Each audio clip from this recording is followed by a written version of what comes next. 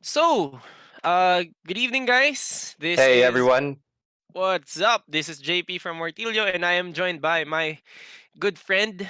Hey, this is Hans from Wartilyo. Yep. And tonight we just wanted to share with you the GT recap. So this is the Wartilyo GT 2023 recap of members of Wartilyo who went. Yeah, of us too, because Johan couldn't make it unfortunately, but he recorded his own video, and that should be coming out if it hasn't already come out. Yep. So if it has come out, you guys should probably check it. It's also in the channel, but if it hasn't, it will come out very soon, and it's the recap for a Lumineth army list. Very nice tech list. You would love to hear his stories too. But tonight we'll be talking about ours. So you want to go straight to the lists, or you got anything else to say? Yeah, let's do it straight in. All right, jumping in with the lists. So yeah, my list was a Soul Blight Graveslord list. Jesus. If you guys have been watching and you're in the local scene, right, you would know that I am the I am the Stormcast diehard for the entire year last year. So yeah, my friend Patrick lent me this army, beautifully painted army. We should see some pictures later. And What made you want to yeah, go vampires this time? no, okay. So I was gonna go Stormcast, and then And I then, saw the Arcane Tome nerf, and I was like, "Yo, I can't even have an artifact anymore." yeah, your options just went to zero after that, no? Yeah, but not really just that, right? Like I understand there are still some builds that can be played, and I have a lot of options. I could just Hmm. change the list and played with my usual, but Patrick and we tested these armies at his house. Thank God to Patrick. I'm so sorry he had to miss the tournament. It should have been me, or, or rather, Hans. It should have been you. Yeah, Yeah. Patrick like prepared the hardest, not in terms of just Wartilly work, but in terms of practicing for himself as well. Too bad he unfortunately got COVID. Mm, but safety first, right? We can't Yeah. really put everyone's safety at risk. So yeah, he had to drop out of the tournament. Um, so going to my list, right? Sorry, so much tangent. So going to my list, right? Soulblight Grave Lords. It's just Legion of Blood, right? It's a new Mm. book. Easiest synergies. We went with easy mode. um, Okay. y- yeah, dude. Later I'll be talking about another Soulblight list. That's my favorite. It's gonna be later on down the line in this video, but that's a much harder list to pilot, and I would love to talk about it later. For now, my list, I went easy mode. I went with Super Vampire Lord and Zombie Dragon as my general, with doomed minions hitting on twos, Vampiric Sword, which has like so many attacks, 6 attacks in LOB, and the Ethereal Artifact, Cloak of Mists and Shadows, and Flaming Weapon, Vile Transference. It's just my general just said, I am a beat stick. I am here to beat face, and I cannot be rendered, and I will heal Right. unlimited amounts of wounds. And for the most part, I think the only person who got my Vampire Lord off the table was round 5, and that's very interesting. We have Neferata, the main support of the army. -1 to hit in a 12-inch radius, so whether it's my block of Blood Knights or my block of Skeletons, they are just tankier with her. Dark Mist is a built-in spell with Neferata, which makes them unrendable. It's not ethereal, unrendable. So if you pair that with Mystic Shield, you got Skeleton saving on 4s forever, and Knight saving on 2s forever, or Neferata saving on 2s forever, and at that point, right, like it just gets insane. So I'm not gonna go through the entire list. I have a skeleton, 30 block skeletons, 255 points, but really during the tournament it was like 1,000 points and like 460 points of Blood Knights. Essentially, the 4 units I mentioned, they can be unkillable. They can be really tanky. They can heal. They can come back. They have some sort of recursion, and that's it. I just went with um tank TM, which models forwards and tank. Um, Yeah, it sounds like a yeah. list with a lot of strengths, but what can it not do? Is like the better question. Well, good question. It cannot shoot. I am a Right. Stormcast player. I miss my shooting. I cannot Right. say Yeah. Vanguard Raptors. What's that thing? Thunderbolt Volley. Underworld Kill that volley. thing. Yeah. No. So this list can lose units, unlike a Stormcast list. Stormcast is kind of very elite. This has a lot of chaff. and big monsters that I normally don't get to play with. It was really fun. I'm really glad I got to play something different. And yeah, I think there's not much to talk about it. I have a Necromancer and a Vampire Lord because, Galician champions are You're right. very important this season. And I guess that's it.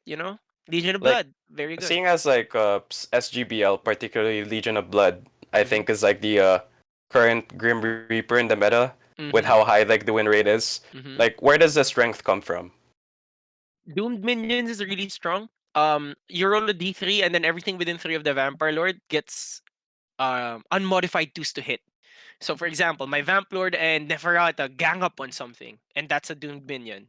They just hit on twos on every profile because the it's it's not FAQ'd yet, Mhm. and the way people are playing it internationally is because it's a command trait that's a debuff on the Doomed Minion, not a buff to anyone. It just gives the twos to hit on everything. So mounts, rider, it doesn't matter, it doesn't care. Blood Knights, imagine Blood Knights, right? Hitting on Yeah, twos, and then the horses hitting on twos, and that's like a billion attacks. yeah, insane. So the doomed minions is where the damage comes from. So if it's not a monster, it's not a hero. The Vampire Lord can probably lift it alone, and if you bring other units with him, it's just not surviving. A Cloak of Mist and Shadows makes it unrendable, giving the Vampire Lord more survivability. It can already the Hunger 6 now compared to D3 last time. But now with Vile Transference also giving it regen, the Vamp Lord just won't die. And lastly, I think the other thing that also needs tuning is Neferata's redeploy. So Neferata, she is also not FAQ'd yet. And the problem with that is it just says lift 3 units plus Neferata and redeploy them, but it doesn't say that you have to follow deployment rules. It just says you have to be wholly within your territory. So if Oh, by I did, redeploy you yeah, mean like you can set them up again? yeah, yeah, yeah. Yeah, During okay. deployment, you can lift them from the board and then drop them again where you want. And the Oh worst part Jesus. about this is this was really important in the games later on that I will talk about. But imagine me just lifting the block of 30 skeletons, the 10 blood knights, and then I put them literally 9 inches away from your army because some deployments allow that. Right. Literally, my blood knights on the first turn can 3-inch charge. Literally, my skeletons can attempt a 5-inch charge. Skeletons! 5-inch charge on the first turn! It's just, it's too much, man. Yeah, there's and this hasn't come out Mhm. an FAQ hasn't come out for this yet, right? No. So that is Insane. the rules as written, rules as intended of her rule. So unless somebody says that we have to follow the deployment rules and stay wholly within the territory for Neferata, I honestly think that would be way too insane. She also has the Dark Mist. She's always had it in the last book where you become unrendable, but you can take positive Yeah. buffs to your saves. But if I'm being honest, I also think that's kind of insane. I know she had it in the old book, but imagine, right? Like Blood Knight saving on twos and doesn't care, Death Rattle saving on fours, and then they come back on a 4 up. I Yeah. mean, also naturally. So you're not only like good at killing, you're good at objective holding as well. And like taking Exact, hits. It's nuts. exactly, dude. It's nuts. It's so nuts. And skeletons, I swear, I'll be talking about them all night. But the skeletons, every start of combat, whether they're engaged, whether they're not engaged, it doesn't matter. They roll every dead model, and then on a 4 up, they come back. Like it's Soul Blight is just so good as a book right now. I understand we were asking about Legion of Blood, so that's Doomed Minions and the Unrendable and Neferata, but dude, skeletons are where it's at, I swear. Yeah, sure looks like it. Like even if you let one live, then like there's like a mathematically it's like 50% of the models will be coming back, right? Yeah, Of the things that died. it's It's crazy. it's crazy. And in my honest opinion, while LOB is really good, the battle tactics of SBGL will really hold up too. Like I played Stormcast for so long, and the battle tactics in that tome is so hard to accomplish if you don't have dragons. If you do play with dragons or like fulminators, there are some options there, but without those, you're just playing the seasonal tactics. Yeah. SBGL, I did not know most of the, the seasonal tactics. I'm so sorry. I even dropped one later on that was very crucial. But for the most part, the reason I could complete for rounds, spoiler alert, I was able to go 20 out of 20 battle tactics. It was simply because the book tactics were so easy, man. Um, Stay within 3 inches at the start of the hero phase and after combat with your summonable. With 30 skeletons, that's so easy. I'm just playing the Wow. game. Callous Overlord, send a summonable unit to its death. Oh, let me just send 5 direwolves to your biggest monster, and you can't Yeah, not you kill it. can't not fight. Yeah. Yeah. Or return 6 models to your summonable unit. And then if you do that, you complete the tactic. So I return 4 if it's wholly within 12 of a gravesite, and then I just need to roll 2 4s on start of combat. It's so easy, dude. Like all the battle tactics in Soul Blight book is so easy. It's it's so good. I love this book so much. Yeah, I sure think we sounds beat like it. the dead army to death Yeah. already. You want to move on to your list because I also have some questions about this one. Yeah, sure. If you've got nothing else for this one.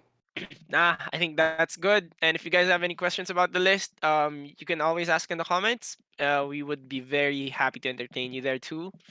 Moving on to your next list for the night. Hans, take it Okay, away. so I brought Saves to Darkness. My idea behind this list was I really wanted to integrate Splintered Fang with Archeon together. And in Ravagers, well, with the Ravagers subfaction, what you can do is heroes with the Ravagers keyword, which is basically all of my foot heroes here, Thedra and the Chaos Lord.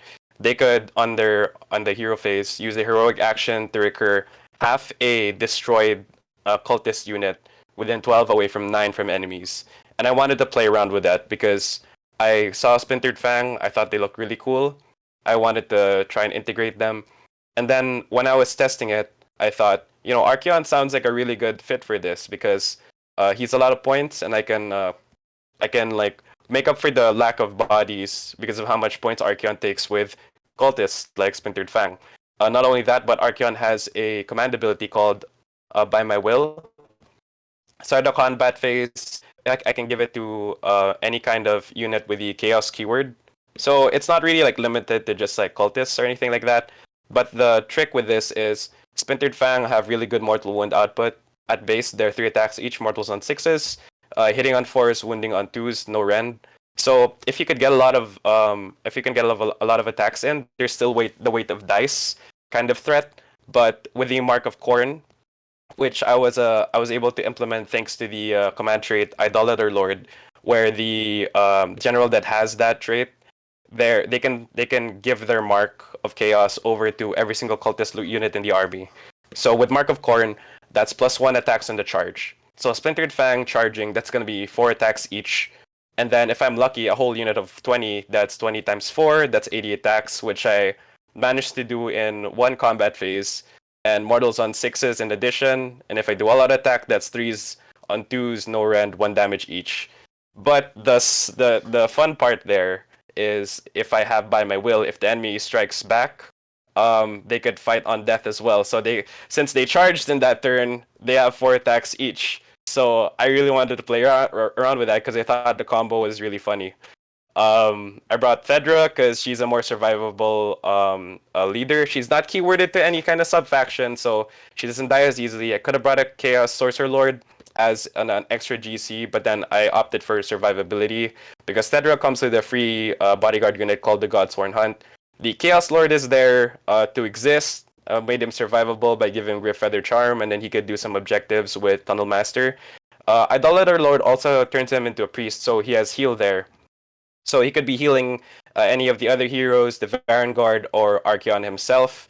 Then Archeon can heroic recovery or something, so I could, double heal him. And Archeon has the monstrous rampage as well, where he has the corn head eat something, and then he recovers wounds, that many wounds. So you have to roll above a model's wound characteristic, and you eat that. That was kind of my game plan with trying to target unit champions throughout the game or trying to get Archeon healed. So for the rest of the army, I have Splinter Fang, the Unmade. The Unmade are great because they stop redeploys and rallies, and they're a pretty good screen. Corvus Cabal for objectives. Then I have Vanguard with Ensorcelled Weapon with the Mark of Nurgle because I opted to make them more survivable. And I wanted something that could be a pretty decent beat stick and also take a hit as well. So I took everything in Battle Regiment except for the Corvus Cabal, mainly because, well, I could only fit so many things in. But the point of getting a 2-drop is if my enemy is a 1-drop, I could just put Corvus Cabal in reserve to deep strike, and then I could just redeploy around my opponent. That does sacrifice priority, but then it's not the end of the world because I can just deploy around them. And then if my opponent's a many drop, I'm just gonna drop them. So Grand Strat is takes what's theirs. I have to put more units in my enemy's territory than they could in that same territory, and I got Indomitable in case I didn't want Splintered Fang running away. So that's my list. So Damn, that's my list. that's really good, dude. Like I knew about the Splintered Fang tech because I saw it on Twitter when I Yeah, wasn't like playing, but then I forgot Arcane has By My Will. That just putting it on top of that and like let's say like, 4 models die. That's 16 attacks. Mortal wounding on sixes to hit. yeah. It's it's Ooh. crazy, crazy nuts. uh, Um, 80 there's dice? How many mortals did you do on that 80 die roll? And at 80 die roll, I did proc I did get that full unit on a surround on something, but then that's a story for one of my games. But my Okay. opponent just said, yeah, whatever. Math says he dies, so he just removed it because we didn't wanna go through like the whole dice rolling process. Reason I wouldn't, I don't know if I want to play this again because getting dice and rolling them takes a while, especially if you have a lot of dice. You gotta do them in batches, so. I'm not sure if I might want to do that again. Plus, this is somewhat of a horde army, so moving like everything around and even transporting them was a bit of a hassle. So might bring this somewhere else. I don't know about a tournament where I have to play like 3 games a day. I don't know about that. Props to you though, bro. Like most of the time when I see Archeon in a list, it's usually a very thin list with Yeah, elites, right? elites. Normally, It's if like you Vanguard, Chosen, yeah Knights, the usual. yeah exactly. Normally, if you bring Archeon in, you would have like what a 20 model army. That's it. Nah, Yeah, bro, you went with like how a many lot of models is this dudes. even? It's like 60 plus. Like I'm bad at math, like around that. So I Yeah, think no, around that. for sure, for Yeah. sure. It's So I forgot to insane. mention spells. I have Archeon with Binding Damnation for the fights Hmm. last. Came up Hmm. a couple times. Thedra with the Demonic Speed. Anything with a mount gets the 3d6 to charge, and they can charge within 18. Almost everyone takes this for Saves to Darkness. Really helpful for getting Archeon and the Vanguard in. Mm. Yeah. Yeah, no, I like the list actually. I can't believe I never really deep dove into this. When I saw your list when I was scouting for the people joining the tournament, I was like, well, it's an Archeon list with Splintered Fang. Oh, there's really not much for me to check out. If I lose the fist fight, I lose the fist fight because none of us have shooting. We're really very honest armies. Yeah, it's a weirdly technical list too. I wish I got more practice with this before getting into the tournament because it was only through I guess like my first game where I realized there's a ton of tricks you could do with recursion because you could also do it on your enemy's turn. You could bring something back to screen.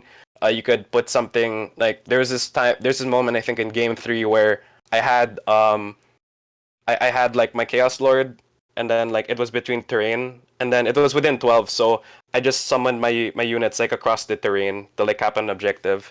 Like that's Nice. it's like the crazy kind of tricks you could do with this. Really, you really gotta be selective with what dies as well, because sometimes you want something to die and you want it to be recurred. No, yeah, I believe it. Like, it's a Ravagers list. They can bring back half a unit on a heroic action. You have Archeon doing some of the heavy lifting, but really it's not an Mm-hmm. Archean list.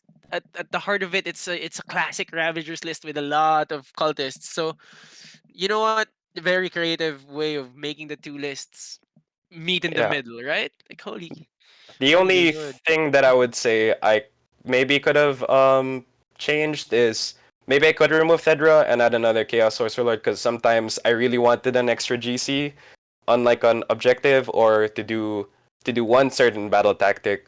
It's something you just gotta play around like a list like this is it's you have to be kind of careful and deliberate with like how you hold objectives because anything like fights back Splintered Fang can usually wipe it out. They're not very tough units.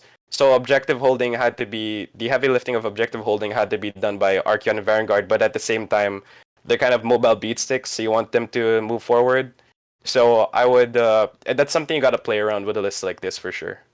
I get you. I get you. I have one question though. Does the Chaos Lord still have that ability where he asks something to fight again in the same combat phase? No, unfortunately, they kind of gutted him with the new book.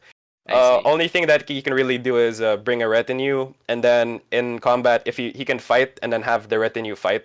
Retinue is usually Ah, like Chaos Warriors or like Chosen or something like that. But putting your Chaos Lord up in the front is I don't know, kind of a tall order. He could still die. He's kind of tanky, but he's just a foot hero at the end of the day, you know. that's true. That's true. Yeah. I have one last question. Unless you have more to add, I have one last question. You call this list undercover boss, and I gotta understand. I'm still Yeah. not in on the joke. Why? Oh, cause Archeon's here, and then he's managing like his little employees, the little cultists. Yeah. Okay. So I slotted Archeon in with a bunch of minions. That's why. Okay. Okay, that makes sense. And the Chaos Lord is the general. He's the boss. I guess Archeon is the Yeah. undercover boss. Okay, that Yeah, makes Archeon's sense. the undercover boss. All right. Anything else you want to add? I really love the, by the way, the battle reg trick. If it, instead of going for the dire roll of who goes first with a one drop, you just decided if I'm playing against a one drop, I have a battle plan against them. If I'm playing against something that's not a one drop, then I guess I outdrop them. I like that thesis actually, and you're not even giving away anything with Corvus Cabal. That's a really good um pre-game thinking, in my Yeah, opinion. if anyone wants to do two drops, that's one way you could do it. But do it at your own risk, because it Mhm. did bite me in the butt in some games.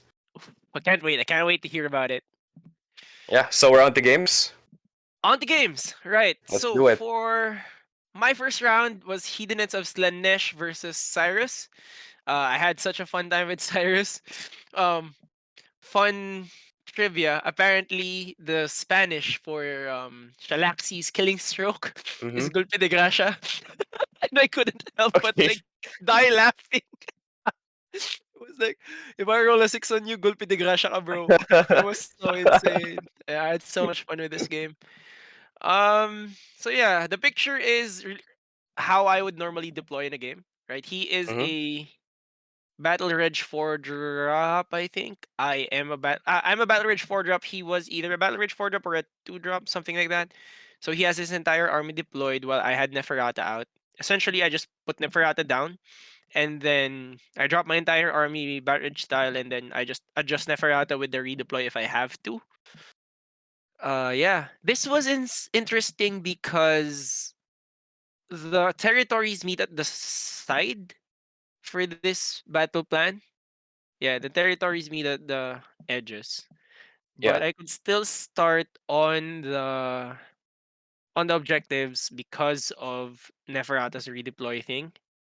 So Yeah, that was you're really so big here. you could not so you could also stay on like near your opponent's like home objective, right? But just Y- away from his territory.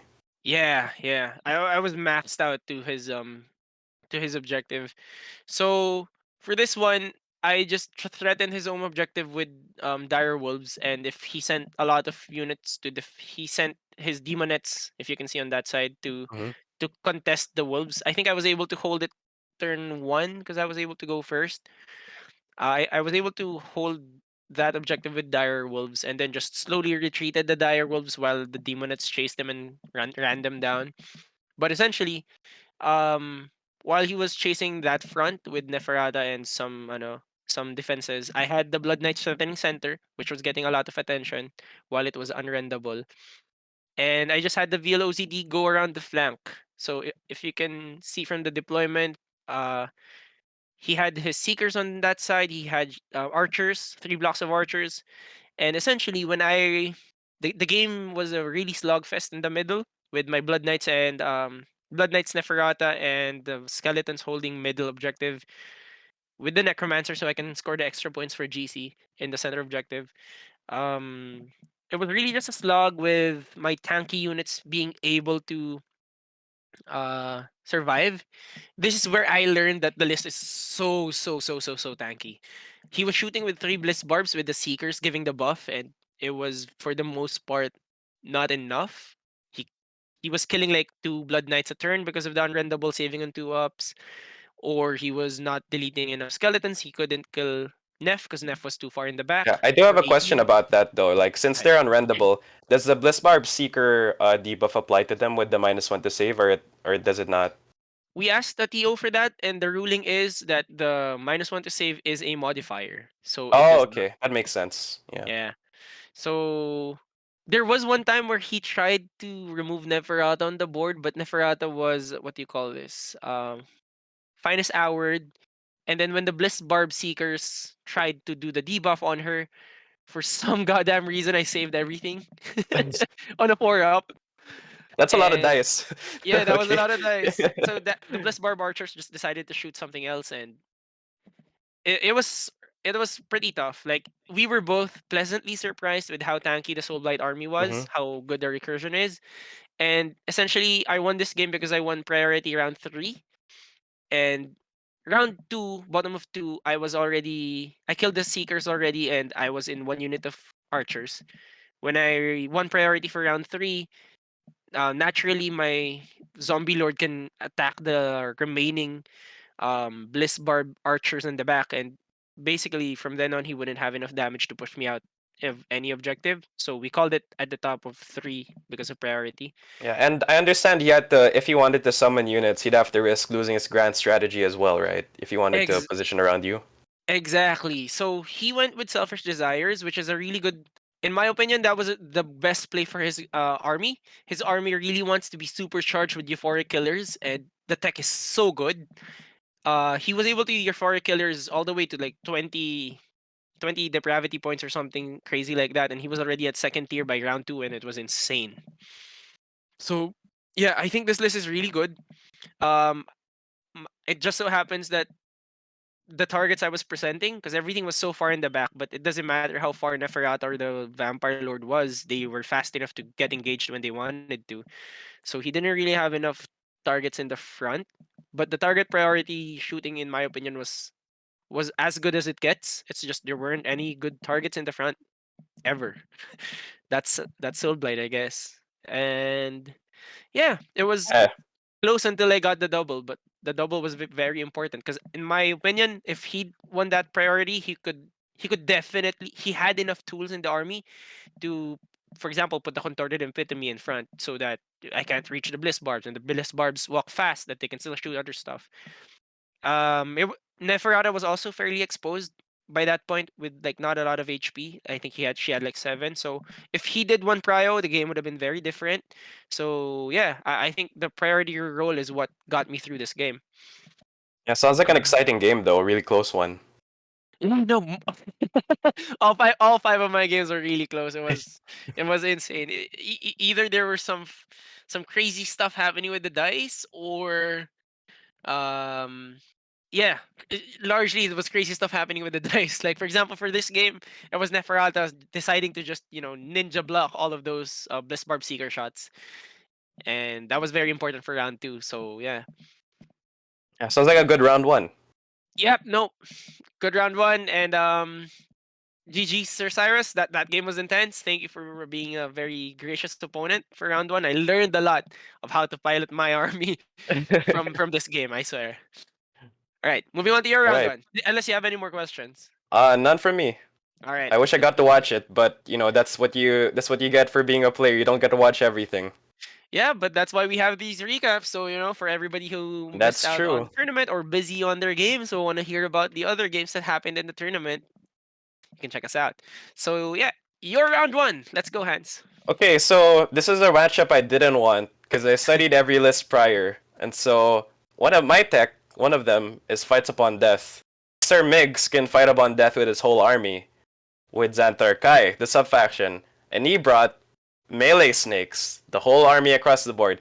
Melee snakes except for heroes, 2 units of Kinerai, and Shadow Stalkers.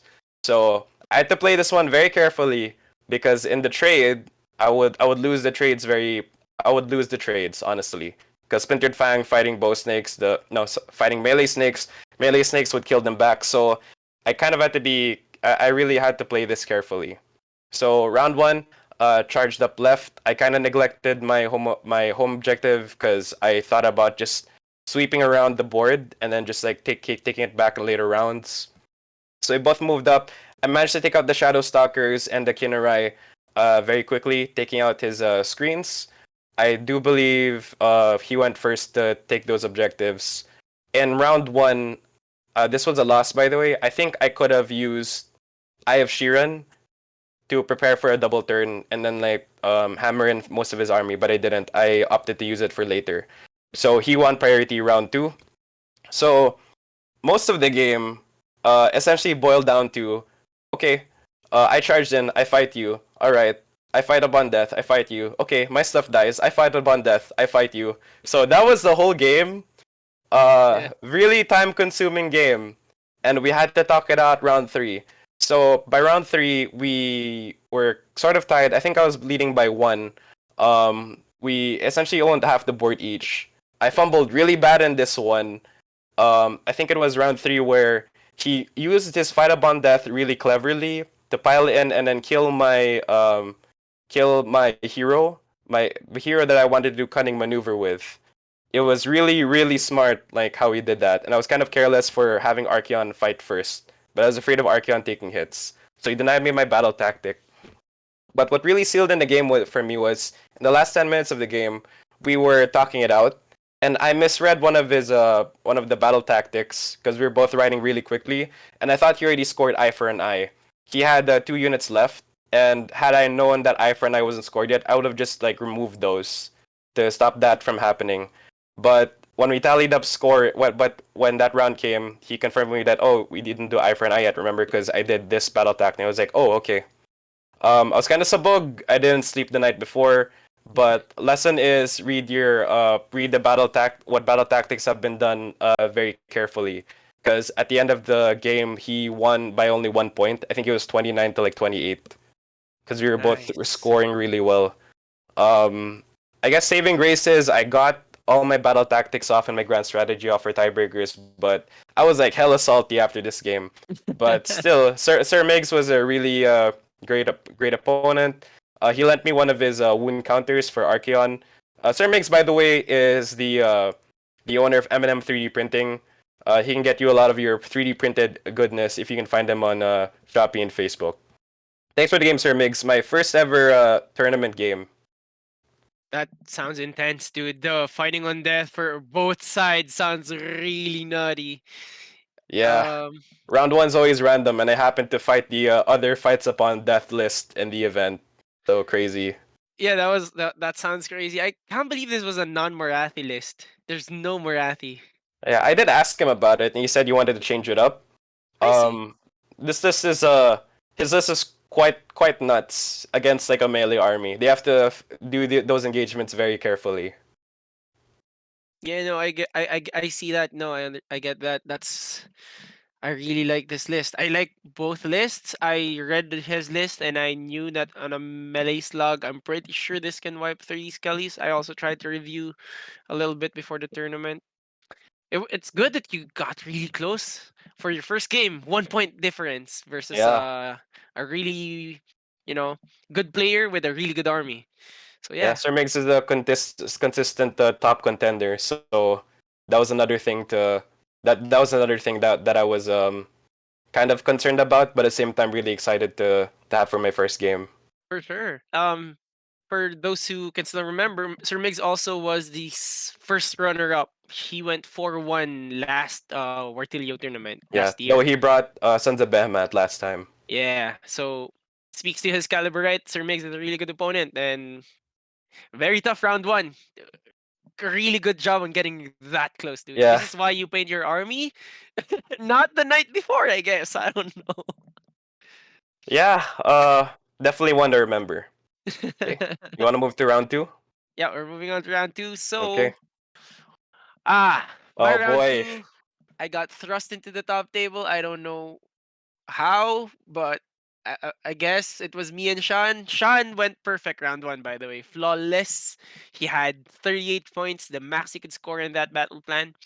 I think I went 35, 36, something like that.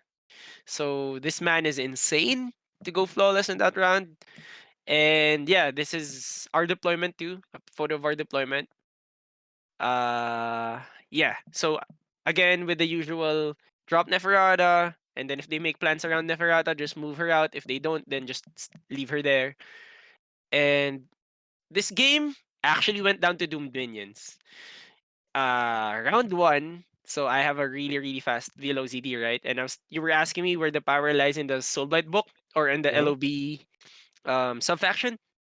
It was VLOZD getting his hands round one on the reinforced block of lead belchers. Oh, jeez. Okay. Yeah, insane. And with doomed minions, he just deleted it all on his own. With I think he was supported by dire wolves of all things, right? Dire wolves of Jesus. all things. That's a lot of wins to go through, huh? It was a lot of wounds. That's four Times times eight. 4. That's four times Yeah. eight. So that's a lot of wounds, saving on fours, saving fours or fives or something like that. And the vampire lord just inhaled it in one combat. That's And 32 then wounds. Yeah, yeah, insane. 32 wounds. He just inhaled it in one combat. He went with the heroic action to. You needed to do two CP to all out Hmm. defense, so he wasn't able to all out defense. Oh, Jesus. Okay. Yeah, but Sean is very tricky with his army. He knows how to play this army really well. So I fought him last Neutral Grounds GT running something similar, but not exactly like this. It was the two Iron Blasters with a Frost Lord. This time he went with three, and then he went with a spell that turns them into a monster. So essentially, Yeah. it's like It sounds three like he went Iron. full shooting this time. Yeah, full shooting, Yeah. but he can do really well in melee because he can just turn the three Iron Blasters into Frost Lords and then ram them in with their four plus mortal wounds and then do well in melee with them as monsters because they get access to stuff like trampling Yeah. charge, for example. So that was really nuts that the Iron Blasters could do that. That was really big too. Like he was using it to run away from the monsters. I think by round two I won priority in this game and just I got to the Iron Blasters because of how fast Neferata and the Zombie Lord was. Yeah, and Sean's army is big on rend and volume as well, and you're negating essentially his rend, right? You are correct. That is a good catch. He is very big on Rend. Those Iron Cannons can go for Rend 3s if they wanted to, and Rend 2 on those Lead Belchers, it hurts a lot. But if he can't shoot something because they're already in melee, and the one they're in melee with has like unrendable 2 Yeah. pluses, then it gets kind of insane. I think I left my Blood Knights in combat with his, what do you call those boys? Iron Guts Yeah, for so Iron Guts. long. Yeah, but since they had either Mystic Shield or Unrendable, it was just eventually he was able to chew through the Blood Knights, but he got those Iron Guts stuck for the Blood Knights got those Iron Guts stuck for so long that the VLOZD and Neferata just cleaned house everywhere else. It was it was really hard fought. I think this game also went to priority because if not, he could have shot more with the Iron Blasters. But since I double turned again, bottom of one to top of two, I was able to move my fast units into two Iron Blasters and just inhale them straight up. So bef- his Iron Blasters didn't get 2 rounds of shooting. I think it was able to shoot round one, and then by round two, I killed them at top of two. We kept playing Yeah, all it the way to round five. sounds like you got Yeah. the close in Yeah. like So, early on. and then I just had my skeletons hold center here. After the second round, when I got the priority there and killed the Iron Blasters, I was for the most part giving the priority to him so I could dictate opening the objectives. And we were close. I think it was just a 3 or 4 point game. It was just because by round five he didn't have any units anymore to score tactics. But it was really close objectives wise and stuff like that. Even if I was letting him go first, just so I can control the objectives in this battle plan. That what's this battle plan? Price of Galay, right? No, Price this of one Galay. was yeah, this one was Prize of Galley. Yeah. So I was letting him go first after that double turn because I knew the Iron Blasters were dead, the reinforced Lead Belchers were dead. So most of the teeth of the army was gone. It was largely the Iron Guts, but the Iron Guts were stuck with dealing with Blood Knights that were unrendable and -1 to hit. By the way, really cool trick by Sean, uh, that I think most players could learn with. I wish if I had like disposable units to in Stormcast, I would play it too. He calls it the Kinder Surprise, Kinder Egg Surprise, Kinder Joy Surprise. I don't know what it's called. What's the thing called? Kinder Joy? Kinder Egg is the one where the chocolate's around the egg, I think, and Kinder Joy is like half the egg is chocolate, half the egg is like toys. Yeah, so but Either it's one of something those. surprise, right? Yeah. Like it's Kinder Surprise. Some he calls it because the reason why my Blood Knights were stuck with the Iron Guts, and this was really my fault. By round one, I was like, "Oh, look at these lead belchers." I charged it with my Blood Knights, deleted it with my Blood Knights, no problem. And then his Iron Guts were literally 2.9 away from my furthest knight, from my Oh closest knight. jeez. Sorry. So he was able to pile in the same combat and just maul a bunch of knights. I was lucky that they were unrendable, and then in the subsequent round that they had like Mystic Shield and -1 to hit from Neff. But really, if it weren't for all the defensive buffs and them being so tanky, the Iron Guts would have started cleaning house from Yeah, the those right things flank. slap. I They played against those a slap. lot. They slap. They slap, dude. So yeah, while my VLOZD was cleaning house in the backline, that those things should have been cleaning house on the right side, on the other side where the VLOZD wasn't. But Neferata's -1 to hit plus unrendable just made it really tough to do that. So yeah, defensive capabilities of SPGL pretty nuts. Pretty nuts. The Velo ZD, by the way, here did so much work. Doomed minions. By round one, I think I deleted all the lead belchers. By round two, I deleted 2 out of 3 iron blasters. And he was mostly down to foot heroes. He was still doing really well, in my opinion. He was still getting objectives. He was still scoring tactics. So yeah, Sean was really good. Sean is really good as a player. And as you can see, my gauntlet has been for round one and two. Round one archers, round two cannons. It's been Yeah. fun. This is what I get for bringing raptors to every tournament, I Yeah, it's guess. karma, I guess. I'm pretty sure I deserve it. I understand Patrick now every time he plays Soul Blight and he can't shoot back. But yeah, that's it for my round two. Unless you have any questions for this Oh match. no, that was detailed. Answered all questions that I could have had.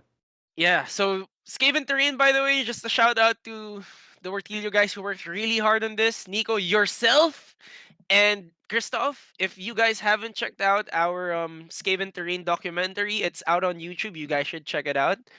Um, we detail how we made this, but you can talk about that more than I can. So feel free, take it away while we're Yeah, in the it stream. was one hell of a process, Hmm. and you can see it all in the amazing video that Patrick also shot and edited. So thanks, Patrick. Yep. So yeah, going to round two for the sleeves list. Okay, so this was what my enemy was Miles coming all the way from Davao. Great to have him. This list was something that everyone was dubbing Evil Justice League because it has Catacross, Archon, Immortus Guard, which can body card for I believe both of them. Then a bunch of Death Riders. So looking when I studied the list prior to the GT, I was thinking about how he could potentially deploy because this was a list that caught my eye as well. Not a lot of bodies, very elite. So when we came down to it, we rolled off. I managed to. I was attacker, so I could choose territory.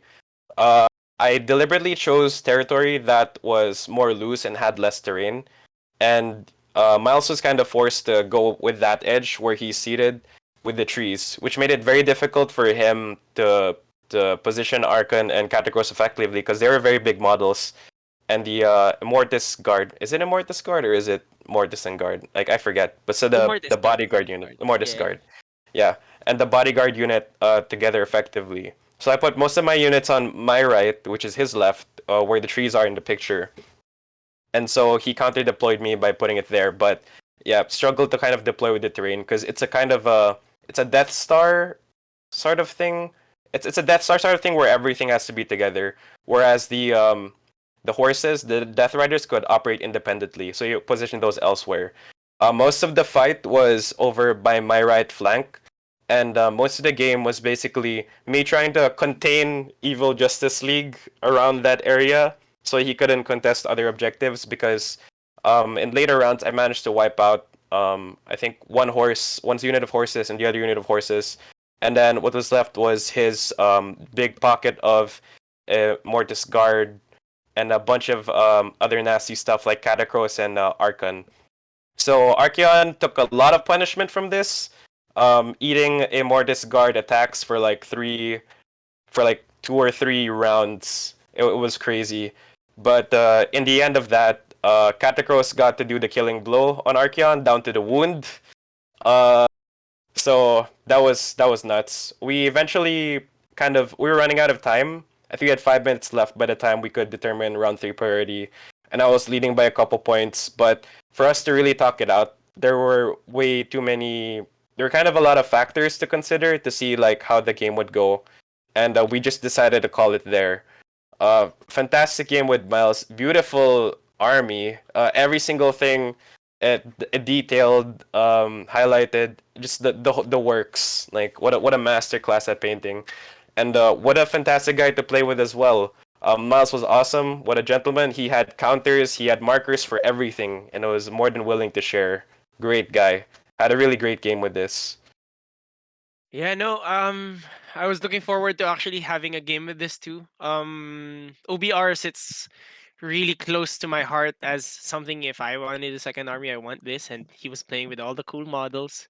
I also got to see it in the tournament. Man, you are right. You are not lying when you say this is a masterclass in painting. Like, this army looks Yeah, amazing, gorgeous. gorgeous. Sexy as fuck. So how was it? What was Arkan doing the entire time? So you were fighting the Immortus Guard with Catacross and I assume Arkan. What I sorry with Archeon. What was Arkan doing in the background? Uh, Arkan was casting spells. He also managed to, when the Mortis Guard were reduced, he managed to get in combat as well with Archeon. And Archeon was slowly being chipped.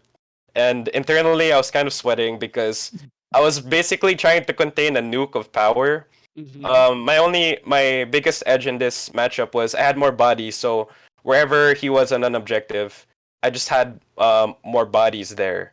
I see. That's the thing, because he was playing very elite with that. So if he managed to break through, he could just systematically wipe out my army one at a time. So by the time round two, I think by the time around like round three ended, Mm-hmm. yeah, we ended like end of round three. By the time round three ended, Archeon was gone, but my units were rather spread out, where he would have to chase them around the battlefield for points and for killing things. And the objective activation was also rather spread out as well, is the thing. But I managed to kill Immortus Guard, his horses. I believe he had maybe, I think, one more unit. I also killed his general. I think he also had one more unit than Arkan, then with Catacross. I see. So So yeah, no Slayer of Kings for this round. You could have no Slayer of Slayer of Kings both of Kings. them, right? Yeah, I think the threat of Slayer of Kings was what made him not want to engage immediately with Arkan and Catacross and just let the Immortus Guard do their thing, because those things do slap and are as durable as hell. It took Archeon like three turns of fighting just to kill them. Insane. You know what? That makes sense. They save on what, threes or fours? I Do you think they were remember? saving on twos if I remembered correctly, or twos inherently, and I had to do rend for that. I can't really remember, but I learned really quick that because they bodyguard on twos actually, if I remember that right. That's correct. Yes. So I just straight up just went ham at them, then killed this Bone Shaper like when they were too far away to bodyguard, because those things are nuts. It's these guys will beat a lot of things in a straight up grind fest is Okay. the thing. I believe that. How did you deal with Did he ever use the what do you call that OBR endless spell that he has that's really scary? The flying ghost thingy. What do you call The that? playing ghost thing, it managed to pop later in the game, though. I think I had Archeon eat it or I unbound it. I can't really remember, but um, it wasn't like the biggest factor in the game. Okay. Because when I was reviewing this list, I was like, okay, the Justice League, the Evil Justice League, definitely something to watch out for. Probably don't get bogged down by any of that stuff and the Mortis Guard. But also, since my army was scared of mortals, that thing terrified me. So I'm Yeah, gonna crazy. I'm very much afraid of that endless spell. I honestly think it's one of the best endless spells out there. Sad to Yeah, hear, no, it didn't have much impact. But congratulations on a round two win. yeah. Thank you. It was a very hard won fight, and I think priority and me picking where to deploy really helped out. Yeah, that was most of it. You ready to go round three? Yeah, let's do it. All right, round three, last. Okay, getting shot again. Let's hmm go.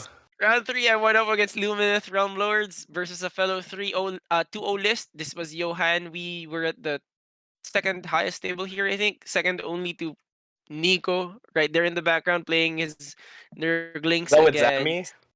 Yeah, I think he was fighting Sammy here, which was very intense from what I. Ah, no, I think round two sila ni Sammy. So, I'm not sure who his round three was, but I also heard that was in an intense fight. Uh, what can I say about this match? It's the classic. This is one of those matches where what's that battle plan where the territories end straight up in the middle? This Positions is over power. yeah, position of power. There you go. So if you guys remember how that battle plan is laid out, essentially the territories are in the middle, and the reason why you are 18 inches apart is because you need to be 9 inches away from the enemy's territory. Now with Neferata's redeploy, that was not the case at all. I was able to drop literally as I described it, 30 skeletons and the Blood Knights 9 inches away from his army. So there wasn't really much he could do. I could just decide to walk in and charge with my Blood Knights into his wardens, which is what they did. And essentially the skeletons just bogged down sentinels and whatever in the middle. Skeletons didn't die. They were taking sentinel shots the entire game. It was great to watch. I guess the most important part about this match was I rolled like a I don't know, man. It was insane. Like, shout out to the dice sponsor of the tournament, right? Dicey Dice. All my dice were Yeah, Dice of the Champions. Dice of Champions, yeah. So all my dice were from that store, from her, and I was rolling like a god. Essentially, I was rolling tens and elevens, and since my vampires and LOB have a +1, tens and elevens, they were enough to unbind Teclis spells. Yeah, because Literally, for the people at home, Teclis can choose to cast 4, 2, or 1 spell, Mhm, and if you choose the 4 spells, they're at a mhm. casting value of 10, which JP was consistently unbinding like a god. I was Yeah. pleasantly surprised. Like I was pleasantly surprised. So obviously he went first, right? Sentinels, what do? Right? You go first and you start shooting your enemy to pieces. So he got his usual spells off. And then came Teclis's turn. Teclis is the most important spellcaster, right? He has Protection of Teclis, Unbound on a Mm-hmm. 10. He cast what's that thing? The AoE wounds, Oh, Storm of Shearing. Searing White Light. There you Yeah. go. Storm of Searing White Light. Unbound. He did one more spell that was unbound, and then the last one he did was Ravenax, which, as you can see from the picture, was cast. It was expertly positioned by Johan to make it so that I can't. Even if I make my 5 inch charge with the Skellies, which I did, right? They're Not already in everyone combat can round one. engage. It didn't even matter. What I couldn't touch him, like you say, I couldn't touch him. So Oh, okay. the point of the Skellies was just really to be within three of the Sentinels. So the Sentinels were forced to shoot them repeatedly until the Sentinels either Right. pile out of the combat or something else was within three. So yep. This was a game where Neferata, the VLOZD, and the Blood Knights were all lifted one by one eventually. The VLOZD and Neferata, I think, died one round after the other to shooting because Helon shooting is kind of nuts. With the +1 attack if you're within 6 and the entire unit gets it. So it was really good. Yeah, first time the entire tournament where the VLOZD died, but really it came down to just the skeletons, my 255 points, tying down reinforced sentinels and techless for an entire game while my Jeez. vampire lord stayed in the back doing nothing. We weren't even casting anymore because techless has this obscure weird thing where on a 4 up they ignore spells and just deal D3 to you. Yeah, I think that might be the spell shield he has around the army. I can't remember, but something like that. Yeah, so Yeah. it's an ability he has. And because of that, I wasn't even casting the pick one mortal wound. Imagine how insane one mortal wound would have been to a unit of wardens or to a unit of sentinels. Yeah. I just couldn't do it because of that 4 up, and then if he scores a 4 up, I take D3 instead. So Yeah, I I'm never gonna win a magic game against Teclis. nope, Like just just ever. just not Yeah. happening. Not So to even mention the when auto unbind. Once yeah, per once per turn. Oh, that was insane. I was never able to cast Dark Mist this entire game because of that auto unbind.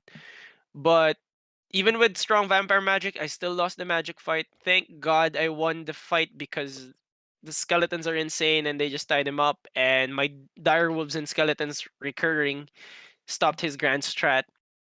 He did a really good play of teleporting to my home objective at round 4 and started scoring from there. But at that point, because I held flank objectives for 3 entire rounds, scored my battle Mm. tactics completely the entire game, and my grand strat, it was a little hard to make up the points, but he scored really well.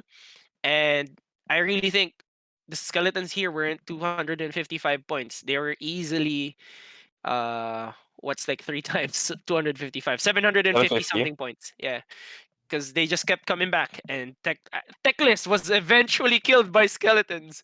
No cap. Eventually dragged down. Jeez. Techless with max wounds were eventually killed by skeletons. It was horrible, Yeah. but what I can I mean, say? Thanos has a SSG is insane. 4-up save, but that's still a lot of wounds to go through. That's Yeah, like no. 17 wounds or something around that. Yeah, and he would always have protection of Techless for the most part. Yeah. And it's like the funny part is these are 85 points for 10 skeletons and they have rend 1 if they're more than you. Newsflash, 5 skeletons still more than Techless, they have rend. 5 is more than 1. Basic math. Oh, dude. I think there was a time when they were fighting the skeletons and it was down to like 2 or 3 skeletons. I used Hmm. Indomitable so they don't run away. Indomitable and Nice. Inspiring Presence Nice. every turn. I made sure every turn I had 1 CP. And I was just returning them every time. And this was the first game where the skeletons really shined. Because in the previous 2 games, my opponents didn't give me the opportunity to push this in important stuff. It was just holding center and they just refused to engage me in the center. Positions overpower is just a battle plan where you can't refuse that fight. You have to fight that center fight, and the skeletons just shined in a center brawl. So for the most part, I won this because I had GCs just roaming around scoring points for me, and the skeletons, by sheer force of will, just kept his entire army at bay. It was Yeah, GG. It's and last. you were afraid Yeah. of mortal wounds too, and you managed to tank this one, huh? No, Because that, yo, yeah. that's what I was gonna say. You're right. Exactly. Thank you for mentioning that. My entire army is unrendable. I am not scared of rend armies. Stormcast, Iron Jaws, throw them at me. I don't have. You can't rend me anyway with your rend 2, rend 3 stuff.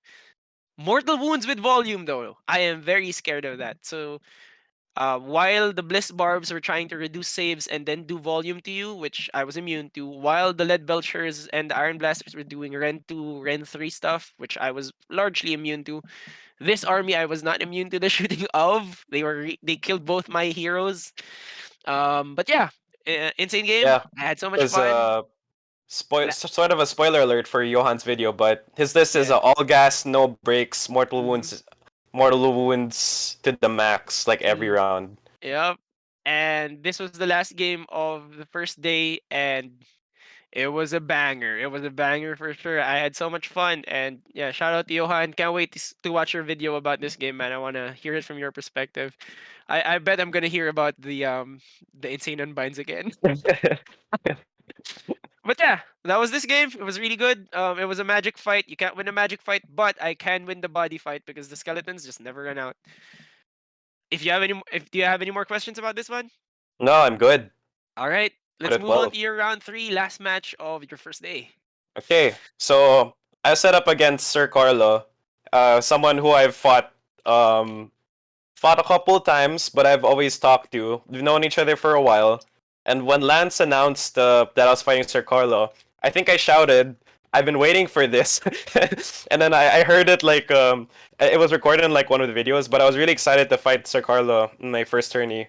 So Beast of Chaos, most of the stuff goes into reserves. Has to come out by round two. And so in positions of power, there's 2 flank objectives, Mm-hmm. and if those are contested by a GC, that's like an extra point. Mm-hmm. And those are board edge. So obviously, Beast of Chaos can hold those, and I lost priority. So Sir Carlo managed to finish first, and he got priority, and he gave me first. I know I got to choose. I had to take first. sorry, let me go back again. I got priority, but I was forced to take first because if I took second, Sir Carlo is gonna take his Beast of Chaos out of reserve, plant GCs on each side of the flank objectives, and then hold them for a while, and I won't be able to get rid of them. So that will probably go on for like one or maybe like 2 rounds. So I had to take first so I can secure myself a flank objective and prevent him from deep striking and taking it away from me. I leaned towards right, which is where you can see in the picture. I think that was at the start of the game. So what I did was I teleported using Tunnel Master my general to the right flank. I moved up the Vanguard as a threat. Everything else kind of moved up center. Sir Carlo pulled out these things called Zangor Enlightened to kill my Splintered Fang. And the thing about Zangor Enlightened is if they're in engagement range with you, you cannot issue command abilities. You cannot issue or receive command abilities. And these things are like 90 a pop, and then he had them as reinforced allies. The insane thing was I could not fight upon death to kill them, and those things surprisingly slap. So, crazy unit. I had to get rid of them on the next round. But our battle kind of like had a back and forth. But what really did it end for me was he got a Bulgar charge off at bottom of round 2 into my Vanguard, and I had to fight upon death them to clear to trade basically the Bulgor. So I traded my Vanguard and I traded his unit of reinforced Bulgors. But that was big. That didn't lose me the game yet, but that was big because I could have had my deep strike. I could have deep strike my Corvus Cabal to screen those off, but then I was in a mix of overconfident and wanted to keep Corvus Cabal in storage for later, on like round 3. So I thought they couldn't make it in. Well, the Bulgors, yeah, they made it in and killed the Vanguard. So that was the beginning of the end. But I think what really ended it for me was I wasn't able to hold on to my back objective because I only left like a token force there. I only left like the Godsworn Hunt and Fedra there, and he managed to deep strike a lot of units there. So he managed to take control of my home objective, and then in his home objective, which is on his side over there, next to the Beast of Chaos Brayherd Stone thing, he had layers and layers of Gorse blocking it, which would take I think a couple turns of fighting to go through. So time ran out. I think it was like top of 4 or bottom of 4, and we just called it. Yeah, we just called it. He scored perfectly in this game. I think he beat me like by 10 points or something like that. But I think I could have like played better in this game by because there's kind of like a quadrant you make here where you have your home objective, and you have like the flank objective. Owning these parts is very important, while at the same time pushing towards your enemy's home objective too. If you can get your enemy's home objective, um, that's like your ideal spot because you could be controlling 3 of those, and then they can like control like the flank or whatever. But this was a very good battle plan for Beasts of Chaos because they could threaten both flank objectives and deny their opponent should they go first is the thing. So I had to take first from him, and I couldn't like bank. I risked myself being doubled, which didn't happen. But still, this was a battle plan I didn't want to fight Beasts of Chaos in specifically, but I really did want to fight Sir Carlo because it's always a good time with him. Thanks for the game, Sir Carlo. Looking forward to more. And man, that was pretty much my game. Crazy game. No, yeah. Sir Carlo is one of the best players out there. Like, actually, our gauntlet's looking very insane. It looks like we fought Yeah, really intense opponents the Jesus. entire tournament. And Sir And Carlo, I think he's like number one Beast of Chaos in Asia or something. yeah, right now for sure. As of his because of his skill and also because there's not a lot of BOC people. But No, but regardless of that number, Sir Carlo is like a really skilled player. no, for sure. Like we kid around, right? Because the Asia scene is not that big in TSN yet, so there's not a lot of players in it. So we kid around. Yep. Oh, look at that! The best VOC player in the Philippines, best in Asia. But really, this guy probably can't contend for best in Asia and VOC. He's that good with his army. Yeah, and I think last year he was around like top 5 or top 10 BOC worldwide because of his results. But I just, yeah, I think around that time. So I think Sir Carlo is still, yeah, Sir Carlo is still there in the top echelon of Beast of Chaos players, regardless. I have one question though, because I was dreading to fight this army, mostly because it's Stormcast. Extras like the feelings when I play Yeah, Stormcast, and then I can just deploy against an army that doesn't deploy anything in the battlefield. So maybe it's just I'm not sure how SBGL actually matches up to this, but I do want to know how did it feel? Did he have the shooting on the board edge thing? Is that still a yeah, thing he he had brought? he brought that, and there was a good like 10 to 15 minutes of like him doing math, him rolling lots of dice to kill stuff. It kind of did do a number on some of the splintered fang. The gore shooting in volume can kill a lot of things, and that contributed a lot to his board control and taking out like a lot of my threats and objective holders. How It was really long? good. How long did those gores stay in reserve? I don't know how long they can be in reserve. The longest they could stay is you gotta drop them round two. Is the Ah, thing out of ambush, so they so they have to gotta shoot come out. round one, and then after that round one shooting, they come out of ambush and just keep shooting you from the regular areas. But that's a lot of. He brought a lot of bodies, which can compensate for like the fragility of Beast of Chaos, because you could layer them like an onion, which is what he did. So that would take you like multiple combats to break through if you want to take an objective.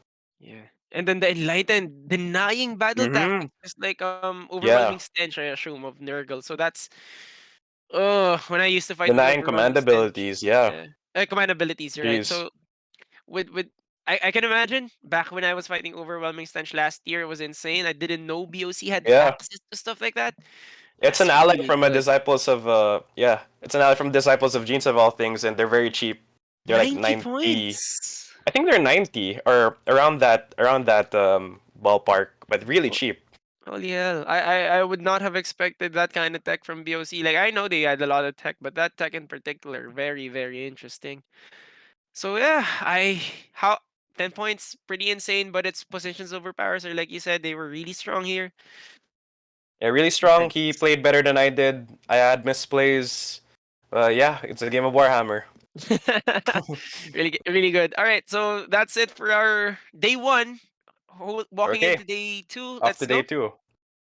All right, so for day two, yeah, Nico was supposed to be here with us recording tonight, but work got in the way. It's okay. We understand. We miss you already, Nico. I'm glad I have this photo of you. I think this is round one. This photo was round one. Back again, featuring the Skaven terrain. Yeah. We were top table for day two. This was 3-0 lists fighting it out, and this game was insane to me because he charges 4 flies into my 30 block of skeletons. You know what's insane about this? He has a pre-game move. I have a pre-game redeploy thingy. Both happen before objective control. So hmm the way we determined it is since he had priority, he had to do his abilities first before I did. Uh it was Yeah, amazing because that because would we make just him the active player, right? If he's yeah, going first. yeah, active player first. Since the timing was both before objectives were controlled, we decided that since he's the active player, he will be doing the pre-game move first. The way he did that was he obviously this was sorry, not obviously. This was in the presence of idols, so three objectives in a diagonal, and obviously you want to be holding the objectives at the start if you can, which he can with his pre-game move. So what he did was he moved his plies to the objectives and he held them all. The interesting bit about it is the center objective. When he moved forward to the center, essentially, if I wanted to, I could have just redeployed my block of 30 within three of his flies. We could have started in combat, and I would have denied him a charge. Like, imagine that game state, Hans. You start Man, in combat. that's gotta have like an FAQ of some kind, Right? Like, that's right? not supposed to Yeah. happen. That game state is so mind blowing. Like, it shouldn't happen. But essentially, we caught that while he was doing his pre-game move. I told him, "Yo, bro, if you do that, I can be within three of you." So he moved outside three of the center. I'd like to think that's just how brothers do, right? Like before we catch each other in a gotcha moment, because we definitely would not be happy with each other if this game ended in a gacha. Yeah, and So he's been your sparring partner in every event, right? Top table, uh, it's always you and Nico. But before yeah, you brought Stormcast, yep, yep. It used to be the ending fight of Stormcast. The guy ran Stormcast fighting the plague of Nurgle, and me ending up 4-1 in every event because of the Nurgle. This game round four was like destiny. When I turned over to the dark side and played SVGL instead of my Stormcast, I finally, for after an entire year of losing to Nico, was able to take one WOA. and Ah his man, first loss too in the competitive circuit, right? yeah, This is his first momentous. loss in the local Philippine scene. And you know Yeah, he what it finally boils took down down the to? bogeyman, huh? Yeah, it felt insane. It felt so surreal. Like it I could not believe it happened. But you know why it happened? Why? Do tell. Skeletons survived Of with one course. model because Oh my of a god. ward save. He did exact Z's damage to it with disease and relentless attackers, and I rolled a ward save, and I rolled the six. That six Jeez. represented one skeleton who decided to say indomitable, and he's now running away. So at the start of my combat phase, before his turn, at the start of my combat phase, I retreated that one guy, by the way. And then using the what do you call that ability? The deadly invocation. It became a group of five, so I had a Yeah. lot of space to bring back models. I rolled 29 dice, and lo and behold, he was fighting 20 models. I rolled 15 4-ups Insane. out of 29 Jeez. dice. And that's 25 how dice. Nico got a taste of his own medicine because he always rolls well on wards, doesn't he? Yeah. Oh, and that's another kicker. LOB can say, fuck you to your wards. Sorry, bleep that out, please. LOB can say, no to your wards. I just had my VLOZD just run through the side, taking out the slow units, so all his GCs and then all his Blight Kings. And then on to Blobe. I've never seen Blobe die that fast. I've Yeah, never seen Blobe the die to one durability five. just falls off for Nurgle without those wards, huh? Because they're saving us on what, like fours and fives or something like that? You are correct. Yeah. You are correct. So because of doomed minions, I doomed minions to Blight Kings on the far side, and then I think Blight Kings, and then every fly unit, because the block of four. Because I think I only rolled four or five, and sorry, four or three, and I only got to doom minions two. So I went with a reinforced unit and the Blight Kings.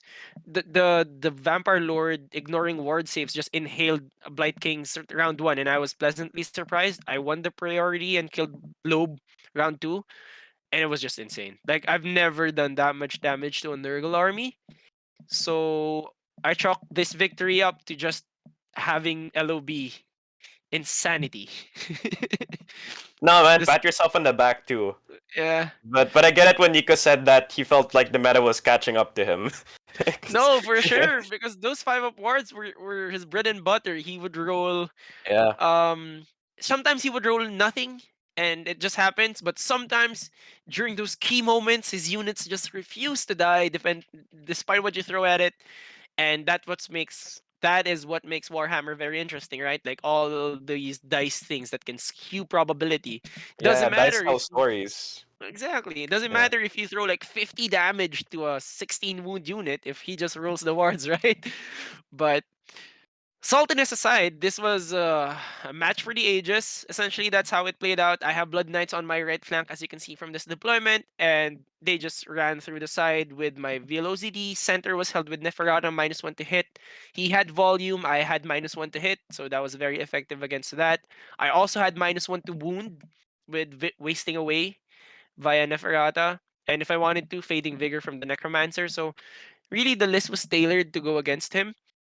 Um, I do agree with him. Matchup wise, this was really rough for Nurgle. Just the ability to turn off their wards, like you said, just ate up their durability. I think we called it top of three because his general was eaten by the VLOZD. The back of four was eaten by the VLOZD. Blow was eaten by the VLOZD. It was just insanity. The VLOZD was for sure the highlight of this match. Man, I really wish I got to see this game, but because you talking about it made it sound like one hell of a show.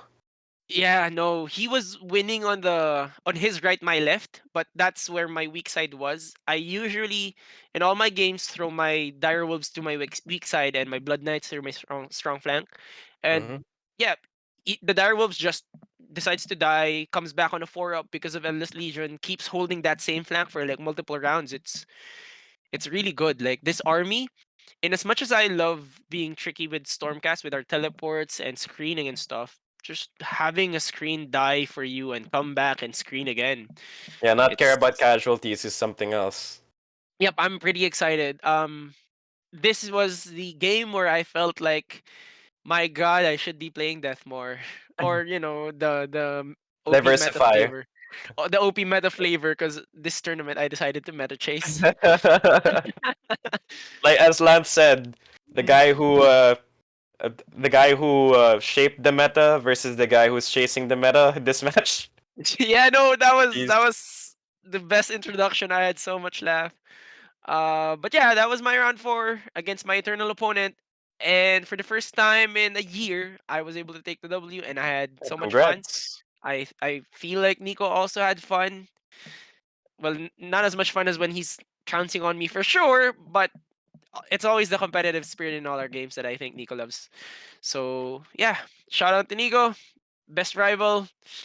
I'm happy to have won this one, but I'm not so sure on the next one if I can still do it again. GG's. Want to go to your round four? Yeah, let's do it. Your round four was Fire Okay. Slayer, Footslog Yeah. City. Let's go. So in this picture, I think you've caught us at like round 4 or something, but a lot went through in this game. Those fire slayers like around the back, like further away, behind Sir Patrick's like right hand. Those have been like dead fire slayers. So the fight was over on my right side. But essentially, this was a fight that I was kind of confident with my matchup because in the value trade, if I fight on death against fire slayers, um like killing elite models is good for me in a trade, but I could easily mess this one up in terms of objective control, because if a big stack of buff dwarves sit on an objective, that's gonna be a lot of damage to remove, is the thing, and he can be durable when he wants to. So controlling center in round one was very important for me. I believe I took first. I have poor memory, but I think I took first. So what I did was I screened on Maid in front, put Vanguard and Archeon behind, because fighting for center was gonna be really important. Because Sir Patrick kind of deployed most of his units and most of his big blocks in center and on its left. So his right was open. I managed to put Splinter and Fang up like his right and take that objective. So fight was gonna be in the center. That was gonna determine the game. So I've moved, as I said, I moved up unmade. Archeon Vanguard behind. He shot down the unmade on his turn with those axes. His Fire Slayers charged. Could not kill the Vanguard. Could not kill one single model of Vanguard. Um, because the space wouldn't allow it. Didn't do damage on Archeon as well. My Vanguard was down to 1 wound. I was really lucky about that. I managed to heal on him on my turn. And then I with Archeon and the Vanguard fighting twice, I managed to wipe those the dwarves off of center. And then I pushed through center. Um, and then I pushed through center. On the other side though, another big block of Volkite Berserkers, which I really did not want to fight. Um, they charged my Splintered Fang, who was trying to contain them because I didn't want them to swing around my backside and hit me on center from behind. So they charged the Splintered Fang. I used by my will. They wiped out the Splintered Fang, but in the fights upon death, the Splintered Fang wiped them out. So Oh, yeah, damn. that was really good for me. That was really good for me. So eventually, on my left, which he left open, I basically swung around my Splintered Fang, moving there. Archeon and the Vanguard pushed up through center. Um, Highlight of the game, I proc Slayer of Kings when I really needed it, cause I needed it for this one battle tactic, and I got it off of one of his Fire Slayer leaders. I think Nice. the battle tactic was kill a priest, and that was a priest, or yeah, kill a priest slash totem, one of the saves to darkness battle tactics, and that managed to proc. But it was a really funny conversation because I said, "Oh, Slayer of Kings," so I rolled to hit. I got like 3 6s, and then Sir Patrick was like, "Ah, that's not Slayer of Kings," and I was like, "No, it's 2 pa." And then I rolled it, and then I got 2 6s on Slayer of Kings. So, really funny interaction. I think even without Slayer Kings, he could have done it, but getting it there and securing the kill was good because Archeon in my game with Sir Carlo, he whiffed on the Doom Bull. He did 0 damage. So him redeeming himself on round 4 was good. So I Okay. basically swung around. Sorry? Yeah, no, okay, keep Yeah. going. So I basically swung around from his behind onto his left, and I basically kind of boxed in those last remaining Fire Slayers. Thanks to the Vanguard attacking on one side and an Archeon attacking on above. Sir Patrick fought until like the very end, the bitter end, because he popped a rune on his 20 block of Fire Slayer Volkite Berserkers, which gave them mortals on 6 to hit in addition, based off of the damage characteristic of their axis, which was 2.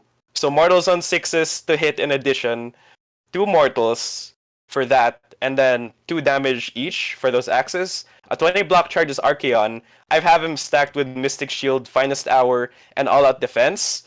And then he brings Archeon down to 10 from 25 Ooh. with those Volkite Berserkers. That was the pain that was trying to avoid the whole fight. And he brought it at the end.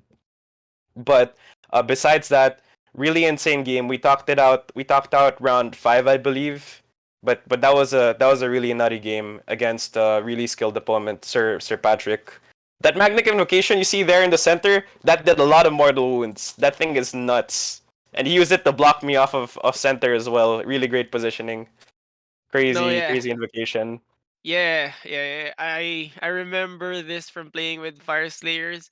Um, the way you position your invocations, not only when you maximize damage, but Mm-hmm. also to stop charges and make sure you can pick your fights because of the huge Yep. base, and you can't land on it, but you can pass through it, but you can't land on it. Ah, you are right. That is very necessary to. Yeah, thankfully I had the priest. I managed to dispel the thing unlike a later round, but it took a while because it's a 5 up to dispel because that thing is Ooh, a 4 to cast. ooh. Okay, that makes Crazy. sense. Yeah, that makes sense. All right. I can't believe that's how this went. This really could have gone either way. You were both foot sluggers. But you're right. Value trading with By My Will on sixes to mortal wounds is insane. And I cannot Yeah. believe those fire slayers on the right hand side are dead. Like I thought when somebody showed me this photo and they were still fighting, nah, they're lifted. Insane. How's the Vanguard so far? Vanguard were good. Yeah. They performed really well here. They also saved really well in the initial engagement, but them fighting twice helped clear out a 20 block of Hearthguard. So fantastic. They did Are, really well. Proud of them. are you hoping to bring more in a future list with Archeon, or did three feel like this is the sweet spot so far? Like this is your fourth round already. I don't know. It's hard to leave home without them, especially since I took a lot of time painting those Vanguard. But I have played with lists without them, so let's see. It depends on how I'm feeling next event and All next right. meta. Finally, let's move on to round five. Yeah. Yeah, let's do it. All right. This was my last game. I came into this match Oh, four here it is, zero. top table. Okay. Yup. 4-0. Zami came here with a 3-1 loss to Nico. And so Zami is gonna get interviewed. Naturally, he is the champion of our GT. Um, he will be interviewed. So I would like to leave the rest of this match for or I guess you could hear this match from his side too in that interview if you could watch it as well. But yeah. My nerves are so racked. I did not expect to make it this far. I came with an army that I borrowed, and this was literally my fifth game with the list. Uh, this game really boiled down to a really strong list, which was my army. It was a new book. The new book is really strong versus somebody who's trained and really well versed with their list. Like his movement tech of using the he has this thing that turns you into a chaos spawn, and he just uses it to engage you at the end of your movement. It's just so good that it really boiled down to practice. Like this game went all the way down to practice. And Zami did not drop a single battle tactic. That's why, despite being 4-1, the both of us, and achieving all our grand strats, he won the tournament because he had one more battle tactic than I did. I dropped one battle tactic. Take a guess as to what battle tactic I dropped. Uh, hmm. I don't know. Your list can score really well. I can't make Cunning any bets. maneuver. Oh, what happened? Because I don't know how to read, I dropped cunning maneuver because, as it turns out, it has to be wholly outside your Yeah, Holy territory. Outside. And I did And not realize that clause. That's why, in my opinion, the game went down to what do you call this? It really went down to who knew the season better, right? Like that was the easiest battle tactic to score, and I blundered it round one. So I was playing on half tilt. because you I can only score it in the center, I believe, right? Because that's out of like your the center or opponent's territory if it's out of your territory, right? Yep, yep. And I left my vampire lord on the side objective, assuming that it would just score it for me. But I had so many other battle tactics because, like I said, Soul Blight was so easy to score with. But yeah, because I had zero practice with the season, it came to bite me in the butt finally, and I feel like I deserved it. It was such an easy battle tactic. I deserved to drop it. It's okay, man. Yeah, and the game really went close. The dice was really swingy. The Kron Spine was able to eat. Um, so the weakness of my list is mortals, right? And the thing about his army is that he has a bunch of mortals when it comes to spells, and you just it's so hard to win a magic fight Yeah, versus Kairos. it's not just the Kron Spine that does damage. It's the spells. It's Mm. Zinch. So the Kron Spine basically deals zero damage to my VLOZD. It was great, but it was Kairos just pointing his finger at my heroes every round and saying, "Okay, it's your turn to die next," and they just die. So it was a very interesting match. I think if I played it a little bit more patiently, the army could have carried me, but at the end, it was Zami's mastery of the game. Literally, I could not think of anyone better to send. Yeah, because the Wartilyo GT is a qualifier, and the winner of this match would have the chance to represent the country in Worlds of Warhammer, World's Championship of Warhammer. Yep, I in could not Atlanta. in Alana, and I could not think of a better player to send than Zami. This guy works so hard. This guy learned every army, practiced with this army so much, practiced the season so much. Now he just got everything Yeah, memorized and and I down think pat. the night before he was staying up late just studying your list because he knew that the matchup against you was inevitable. Yeah. I also studied his list when I won against Nico because I wasn't expecting to win against Nico. So when I did, and we had like I don't know a 30-minute break, I was reading everything about Disciples of Singe. But knowing what the army can do is half the battle because there's still tricks and tech that's not revealed to you. So it was really that stop you at the movement phase tech, and it stopped me at round one and round two. That, in my opinion, really stopped me from just running over his army because winning priority and going double turn on from round one to round two could have sealed the deal for me. But instead, because of that movement stoppage, he just ran away with the game. So yeah, props to Zami. It was a really well fought game. Uh there were really a lot of times where the game went down to the wire, by the way. It went down to round five.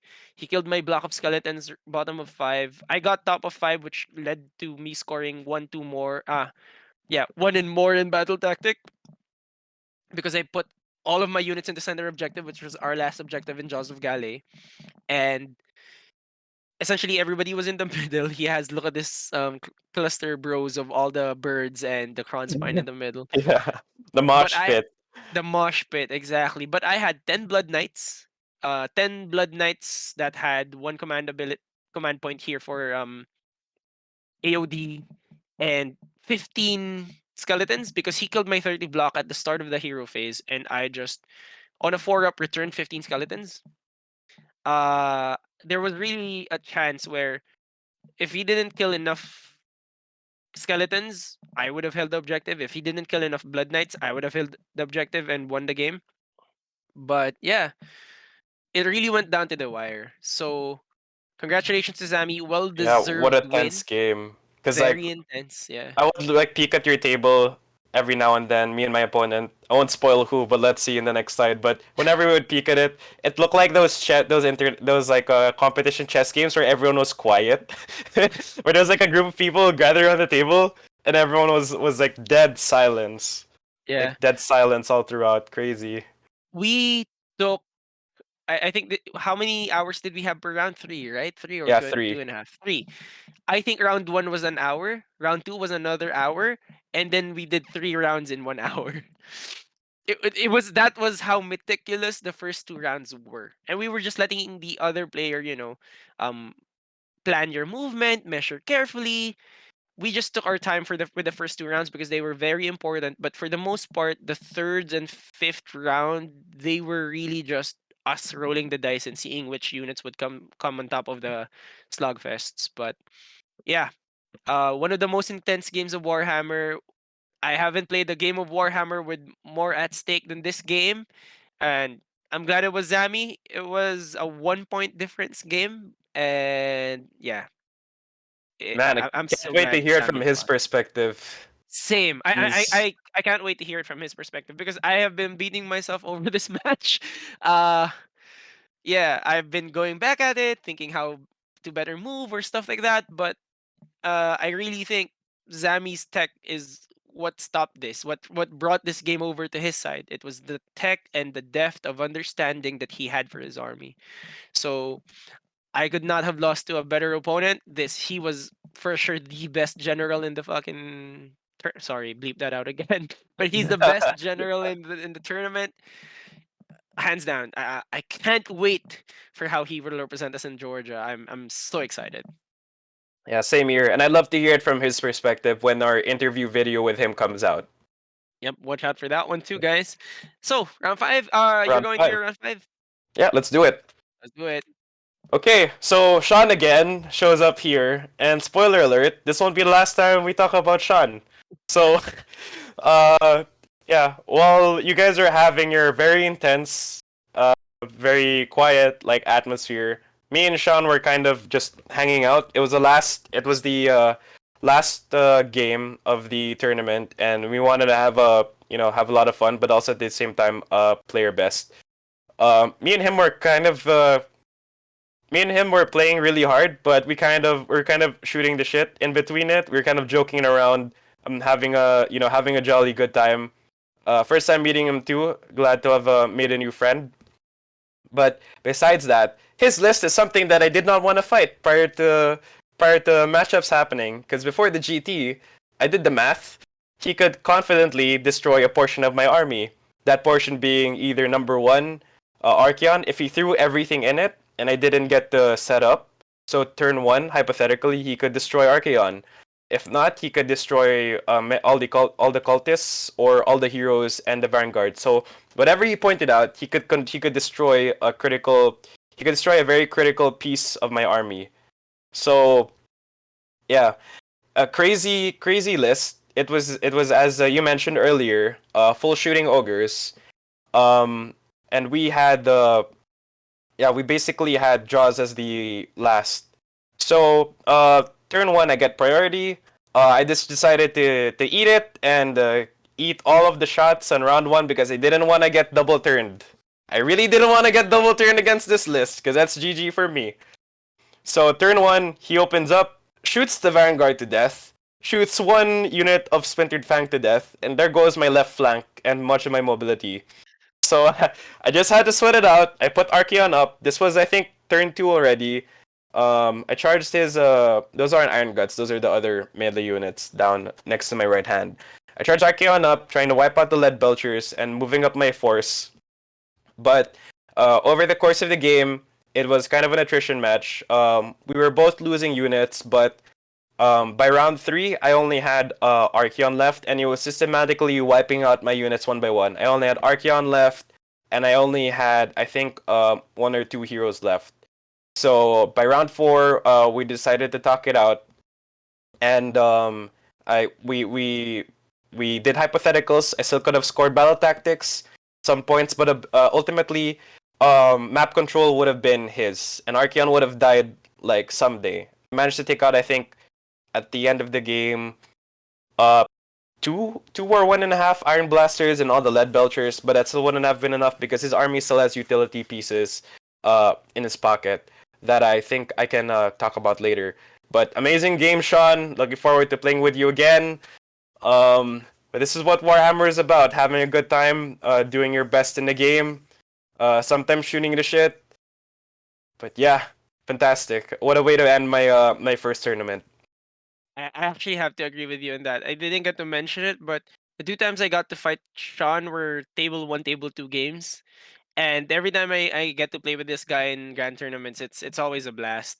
Like literally because he's blasting me to Literally. pieces with his cannons, but Yeah. also because while the games are competitive, you are right. He is very, very fun to play with. Very destruction character, just push everything forward. Let's take the fight where the fight takes us. Love Yeah. this guy. I think we were the loudest table like at round 5 because we kept joking around and stuff. Ah, yes, the only table with enough energy to actually, go nuts. Like, Yeah. And behind in the picture behind us, that's you guys. People sitting around. Phoenix people sitting around surrounding you guys. yeah, Like no. a chess match. Crazy. Uh, yeah. And in the moment, I didn't even notice the crowd until like round four. There's like four of them seated there, and there's more to the right. But that was yeah, intense Warhammer. I can't wait to hear Zami's side. So Yeah. for our recap, that was mostly our tournament experience.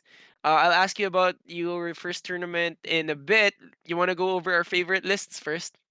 Yeah, let's go for it.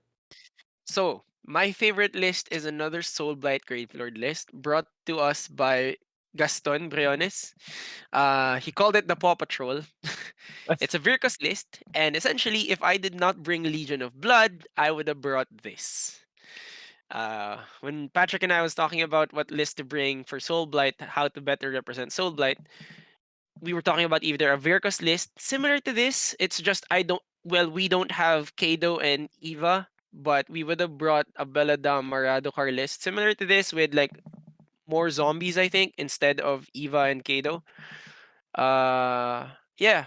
Essentially, what I love about this list is you can really just push the zombies forward, and whatever tries to eat your zombies will die to the 5 up mortal returns. And if they don't die to that, they will die to the 6 up. 2 attacks, sixes or mortals, corpse cart, mortal wounds with the zombies. It's all in all, it's just a sponge that can deal damage back. It's I really think such a good list. And Virkus can bring back so many models because even their heroic actions bring back D3 more. You can even overload your zombies with it if you wanted to. This is such a good list. Like when I finish early, I would always try to look for this and try to see. Spore trackers is a very good command trait. It lets your dead walkers move an extra 3 inches, I think. So imagine 4-inch walking zombies moving 7 instead Yeah. because of a And can they command still trait. pile in 6 with the I new book? know it's the dire wolves that have the pile-in six Oh, it's the now. dire wolves. Okay. Yeah, but imagine you just walk 7 now with your dead walker zombies. That's faster than elves. Yeah. Does that add on if they run, for example? Is that added? Yeah, because the way sport trackers work is if they're within range of the general at the hero phase, they can move 3, and then they can move again in the movement phase with their regular move or Yeah. run if So they wanted to. they could confidently just jump onto most objectives on round 1. Yeah, yeah. With that much movement, for sure, they can move 13 inches. 13-inch moving zombies is kind of insane if you auto run Insane. them. And with a corpse cart following them around, I think they also have a way here to make it a 5 up ward zombie, so it gets really, really tanky with like 60 wounds in a 5 up ward. It gets insane, even if it has like a 6 up save only. So, yep, I'm very much a fan of this list. I love this list so much. It brings dire wolves and extra dire wolves because it's in Miracles. It has so many heroes that can do really well. Kado with the auto wound, like you don't get to save his attacks, and it's just Yeah. twos and twos. This looks like a Justice League list with all the heroes, huh? It really is, Yeah. dude. Kado, Radukar, Eve God, they can get like +1s to attacks because of Radukar charging, and it's such a good list, man. The VLOCD is new and improved in the new book, so even in LOB, it becomes a monster. Outside LOB, it's still a beast. So I really like this list a lot. I would have brought something similar if it weren't for not enough. guts. Because this list takes so much time. You really need to know what you're gonna do ahead of time because there's so many pieces to move. I went with something simpler. But yeah, my favorite list because if not my list, I would have brought this one. Yeah, it looks like really classic Hero Hammer actually, and with the ability and everything hurts except for the Yeah. zombies, but that's not what they do. Everything else hurts. Mm. Yep. And Belladama has movement tricks too with Lycan Curse. I swear, dude, it's a really good list. I am a fan of this list, and I was lucky enough not to come across it because I feel like if I come across it, I'm not sure how my list would have handled it. Just being honest, Uh, I don't think my list could have handled this really well. I don't know. I can't predict that fight because like even I can read this list, but it would still be hard for me to like visualize what would happen on the battlefield because it's got so much nuance to it. That is very true. So much nuance. Now, I wish I had time to actually study it. It was a fun. It was fun to watch. I think this was round three for Sean. Imagine round two was me, round three was this. So yeah, I'm done with skeletons, and then round three, oh no, it's zombies. I don't know how it went. I was just able to watch for a bit before I had to, actually eat for the short breaks we had. But yeah, shout out to Gaston for always wearing the fancy glasses. He really looks like a really cool Soul Blight player. Really embodies it, and I'm happy I didn't get to see it in the tournament. Like truth be told. Want to go to your favorite list? Yeah, let's do it. Let's beat this list to death. Welcome. This Yeah, is. well, guess who's back? It's Sean again.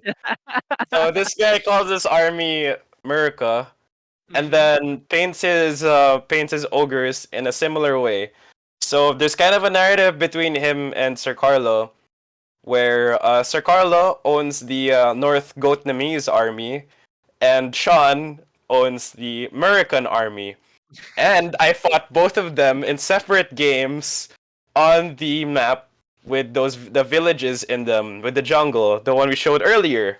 So Mhm. I think I visited Vietnam twice, and I fought both sides, and those happen to be losses as well. So there's a crazy narrative going on with this. And Uh-huh. so Sean shows up in like full roleplay too. He brings an awesome jacket. I think he was wearing the dog tags, or at least like a necklace. Throughout our game, he was blasting Vietnam jams, like Mhm. Fortunate Son, and like other songs from like the 60s, 70s. And so that made the game even more fun because sometimes I find Warhammer a bit too quiet. I want to play some background music, but then I don't know if my opponent's cool with it. But it's great that Sean brought his own music. So to the list, all gas, no brakes, just shoot everything. This thing has fantastic shooting. It has weight of dice and rend. That's hard to come across. All right. So Yeah. his big thing here, leadership of the alpha, and he gives all out attacks to three things, and he will choose, as you mentioned earlier, a mixture of lead belchers or his iron blasters. Okay.